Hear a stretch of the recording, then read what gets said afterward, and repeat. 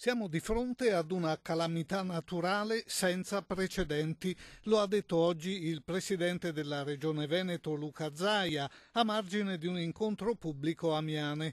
In effetti la primavera resta lontana, le temperature sono in picchiata e il weekend sarà caratterizzato da schiarite e annuvolamenti. Gravi danni per il vento nella bassa padovana, mentre in montagna è tornata la neve sopra i 1000 metri e sui passi dolomitici. Stravolto il finale del Giro d'Italia, cancellati i passi San Pellegrino e Giau, salvo solo l'arrivo alle 3 cime di Lavaredo.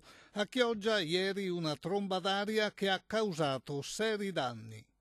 Stavamo imbiancando fuori all'aperto, abbiamo sentito un gran rumore che veniva avanzando con delle folate di vento sempre più forti. Ho fatto il vortice da così, io l'ho visto bene perché lavoravo qua, l'ho visto proprio fare il giro che poi è andata per di qua. Per la via questa? Sì, faceva impressione. Per noi è già un bel danno, ecco. che costa sicuramente. Preoccupato anche il sindaco che chiederà aiuto alla regione.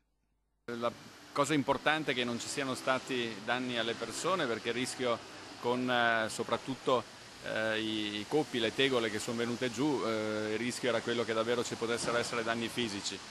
Proseguono i lavori sulla A4 per rimuovere la massa di terreno scesa ieri sera da una delle due gallerie dei Colli Iberici, paralizzando il traffico sulla Venezia-Milano. Oggi gli automobilisti sono dirottati sulla tangenziale di Vicenza. 3 giorni di acqua alta a Venezia e vento forte sulla costa. A Jesolo, sulla spiaggia deserta, in azione le ruspe per risistemare la spiaggia dopo le recenti mareggiate. Secondo gli esperti questo sarebbe il maggio più freddo degli ultimi 30 anni e non è finita. Anche per domenica si attendono temporali e forti raffiche di vento.